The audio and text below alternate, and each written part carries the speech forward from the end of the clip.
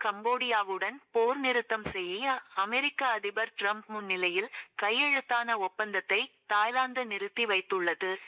எல்லை பிரச்சினை காரணமாக தாய்லாந்து கம்போடியா இடையே நீண்ட நாட்களாக மோதல் நீடித்து வருகிறது.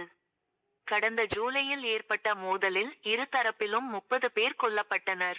பலர் படுகாயம் அடைந்தனர். இதனிடையே ட்ரம்ப் பேச்சுவார்த்தை நடத்தியதைத் தொடர்ந்து இரு நாடுகளும் முதல்நிலை போர் நிறுத்தத்துக்கு ஒப்புக்கொண்டன. மலேசியாவில் நடந்த ஆசியான் மாநாட்டில் அவர் முன்னிலையில் போர் நிறுத்த ஒப்பந்தத்தில் இரு நாட்டு பிரதமர்களும் கையெழுத்து போட்டனர். இந்நிலையில் இரு நாட்டு எல்லையில் சீச்சா கெட் மாகாணத்தில் புதிதாக வைக்கப்பட்ட கண்ணி வெடி வெடித்ததில் ரோந்து பணியில் ஈடுபட்ட தாய்லாந்து ராணுவ வீரர்கள் 2 பேர் காயம் அடைந்துள்ளனர். இதன் பின்னணியில் கம்போடியா இருக்கும் என்ற சந்தேகம் தாய்லாந்துக்கு ஏற்பட்டுள்ளது.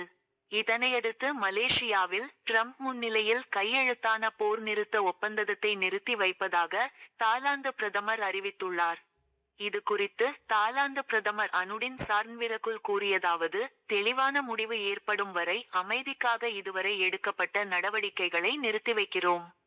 நாங்கள் எதிர்பார்த்தபடி விரோதம் குறையவில்லை என்பது தற்போது நடந்த நிகழ்வுகள் காட்டுகிறது. எனவே இனியும் அடுத்த கட்ட நடவடிக்கை எடுக்க முடியாது. இவ்வாறு அவர் கூறினார்.